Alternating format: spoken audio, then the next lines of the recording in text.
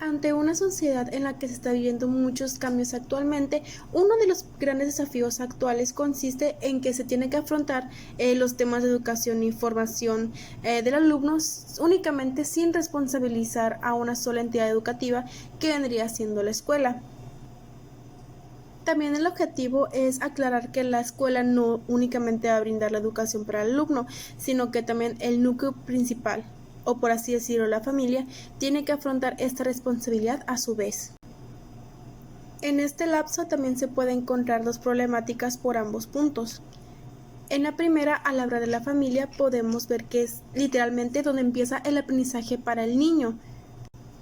No únicamente hablando en el sentido, digamos, educativo o cognitivo, sino que también es donde el alumno pues adquiere lo que vendría siendo lo que son los valores, generan responsabilidad, forman parte de algo colaborativo, es donde aprenden a relacionarse en primer lugar, etcétera, etcétera.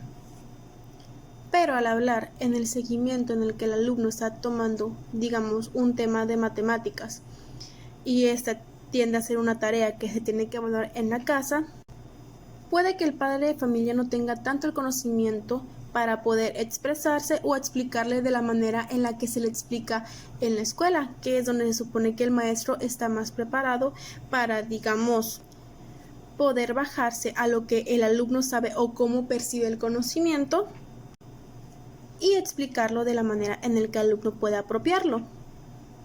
No podemos decir que esto puede estar mal o echarle únicamente la culpa al padre de familia, sino que lo vamos a abordar como un punto problema de inflexión, por así decirlo, ya que el padre, a no poder explicárselo de la manera correcta a su hijo o hija, puede generar en este sentido, digamos, cierta confusión, desconfianza, o al no tener la paciencia suficiente para poder abordarlo, genera al niño cierta inseguridad.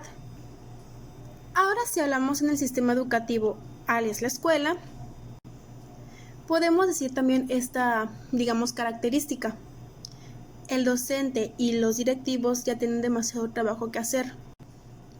No hablamos únicamente de la enseñanza del alumnado, sino se habla de participaciones, evaluaciones, trabajos, consignas, el cómo vamos a explicarle a los alumnos, preparaciones, también pueden venir siendo cursos. Es bastante la carga curricular que este trabajo contiene.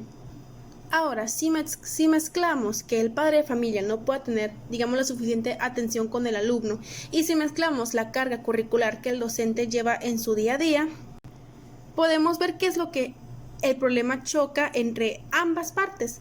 Y también si le sumamos el hecho de que por X factores no se tiene buena comunicación entre ambos, hablando por el padre o por el docente, genera todavía una disputa y genera todavía más complicaciones en el momento de querer hablar sobre el hijo o simplemente abordar ciertos temas, las tareas, calificaciones, trabajos y demás.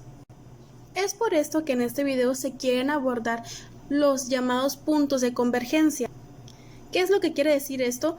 Que en estos puntos se quiere llevar a cabo, digamos por así decirlo, demandas que puedan favorecer ambas partes y así crear cierto orden.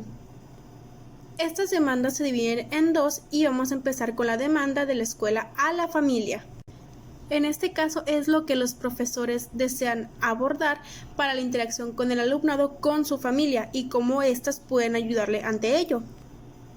En el primer punto, y cito, se dice que los educadores constatan cada día que los niños llegan a la escuela sin el apoyo familiar tradicional que les daba cierta seguridad. Esto quiere decir que el profesorado está pidiendo más atención de padre a docente en diferentes casos. Mayor contacto, dedicarles más tiempo, conocerlos un poquito más y acercarse a ellos, no únicamente por encima, sino revisar cómo van en sus tareas, en sus trabajos y inclusive escuchar comentarios de los mismos docentes cuando se les requiera. En el segundo punto se habla de que la escuela pide a la familia que prepare al niño para su inserción en el ambiente escolar. Eso se refiere a socializar para su cultura, la cultura escolar y social. Obviamente aquí la escuela exige pues que el alumno llegue en óptimas condiciones, hablando en materiales, de manera formal, presencial, psicológica, que venga con toda la determinación y ganas de querer estar ahí. No únicamente en un sentido presencial, sino motivacional y emocional. El tercer punto es motivar en el empeño por aprender. Aquí se aborda que es muy importante que la familia aplique en el niño lo importante que es el conocimiento.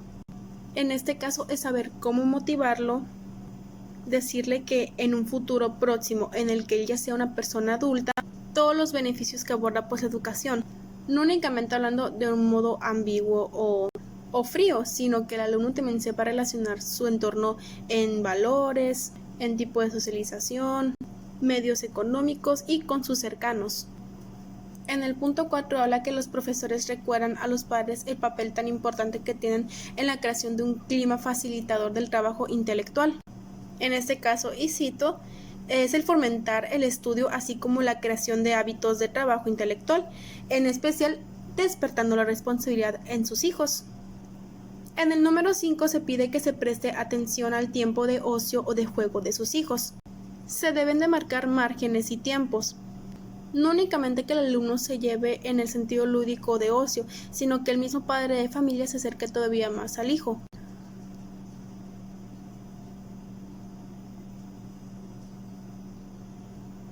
Y por así decirlo, genera también unión entre ambos.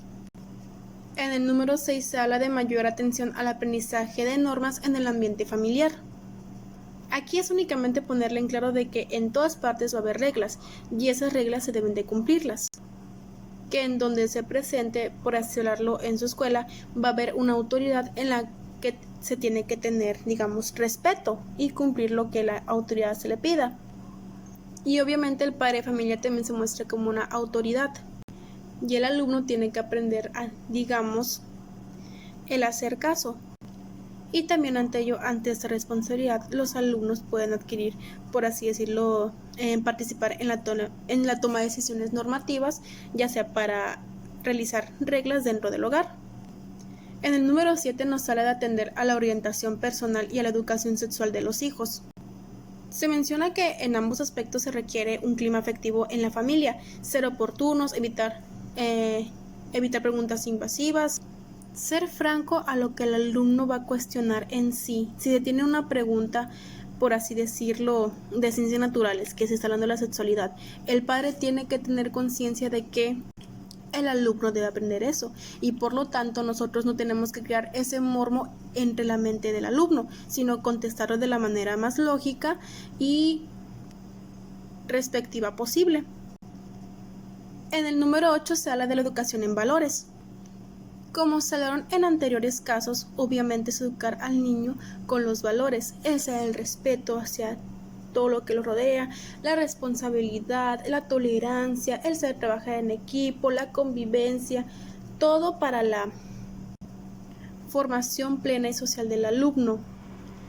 Esto es para crear un ambiente formal y pacífico entre ellos, estimular los valores y el aprendizaje, y con ello marca sus relaciones en la escuela, de un modo ya sea de trabajo o buscando nuevas amistades.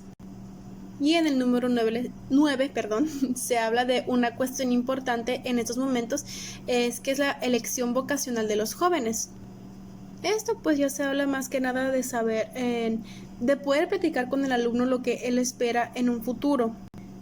Aquí se aborda un poquito más la dinámica familiar, cultural y los estilos de vida de los padres, y que también repercute pues en su entorno normal, en su entorno social, en su entorno familiar, quienes viven en ello, de cuánto está formado su familia, entre otras cuestiones. Siguiendo con las demandas, ahora vamos a abordar de lo que vendría siendo la familia a la escuela. La primera demanda, y cito, es la preparación de calidad. Aquí se cita que los padres están preocupados por los resultados académicos de sus hijos. En este caso demandan que sus hijos, entre otros aspectos, aprendan a identificar y resolver los problemas. En este caso, a desarrollar hábitos de trabajo intelectual y fomentar capacidades como la observación y la clasificación. En sí, que el alumno dentro y fuera del aula pueda resolver problemas no únicamente en un ambiente cognitivo, sino en lo personal, que tenga ese lado curioso de poder aprender más por su parte y descubrir nuevos conocimientos. En la número 2, y cito, se dice que proporcionar referentes para interpretar la realidad. Aquí se muestra el tener ideas claras ante la vida. Cito, una escuela útil para la vida, formar ciudadanos con capacidades como el dominio de la lengua, la comprensión de los fundamentos de las ciencias y de las nuevas tecnologías, el pensamiento crítico, capacidad de adaptarse a situaciones nuevas, la capacidad de saber comunicarse, el comprender por lo menos una lengua extranjera y entre demás ejemplos. Se dice que todas estas funciones deben llevarse a cabo en colaboración con los familiares y la comunidad local, y se plantea que es una tarea a lo largo de la vida y que debe ser continua. En el punto número 3, y cito, se dice que la familia exige a la escuela una formación en valores. Obviamente la escuela no tiene que quedar excluida de este proceso, ya que además de ofrecer modelos con los que los alumnos se identifiquen, también sea capaz de crear las condiciones experienciales para que los valores se trabajen y se internalicen. Y se afirma que los valores se transmiten o que es más se internalizan, ya que la escuela es el lugar de aprendizaje en formas de convivencia que no se aprenden obviamente en la familia. Hablando de convivencia civil, porque ahí es donde se relacionan con más niños, con más compañeros, con más adultos, ya sea los directores, los maestros, etc. Y obviamente pues ofrece una experiencia interpersonal. En el aspecto número 4 demandan la utilización de medios tecnológicos y procurar que su empleo pues obviamente sea racional.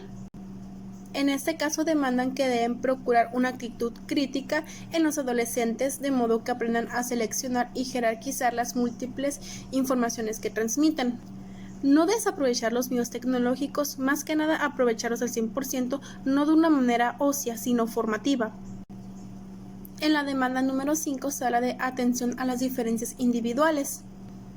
Por así decirlo, el desarrollo de todas sus potencialidades en la medida de lo posible. Aquí se explica que la diversidad es un concepto cultural en su más amplio sentido, además de que las diferencias cognitivas existen diferencias culturales e individuales que deben considerarse en el diseño y planificación del proceso enseñanza-aprendizaje, y como nosotros tenemos que saber abordarlo, enseñarlo y respetarlo para que los alumnos puedan comprenderlo. En el número 6 se habla de garantizar la seguridad, protección y el clima educativo del centro. Aquí obviamente se dice que se propicia en el centro educativo pues los contextos seguros y satisfactorios para las personas que conviven. Obviamente se aborda que la escuela no es una institución dedicada al control, sino al crecimiento y al desarrollo de sus miembros. Y se explica que para ello es necesario generar un clima institucional y grupal que no pase no por la represión, sino por la armonización de sus funciones y de sus miembros. En este caso, la familia demanda a la escuela que vele por la seguridad de sus hijos y los proteja frente a cualquier desviación, por así decirlo, indisciplina, drogas, eventos de violencia, etc. Y ya por último, y creo que vendría siendo también uno de los más fundamentales para la formación, es la conexión de la escuela con el mundo laboral. Esta demanda habla que la escuela debería potenciar una serie de valores, cualidades y actividades necesarias para el desenvolvimiento en el mundo social y laboral. Y cito, en algunos aspectos es la capacidad de iniciativa, la creatividad, adaptación, etc. Así obviamente desenvolviendo algunas cualidades personales, por así decirlo, la autodisciplina, perseverancia, flexibilidad, trabajo en equipo, responsabilidad, entre otros ejemplos más. Obviamente entre ambas demandas se justificaron por el simple hecho de que puedan tener una manera más controlada en el que ambas partes, hablando la familia y la escuela, puedan afrontar la educación de los alumnos. Ambas partes pueden que tengan sus problemas al momento de organización o entendimiento, es por ello que se abordaron las siguientes demandas. Todo lo comentado y leído anteriormente es simplemente por un solo hecho, la educación integral del alumno, hablando en el sentido social y personal en ello, y cómo se va a relacionar para un futuro óptimo, pleno y seguro.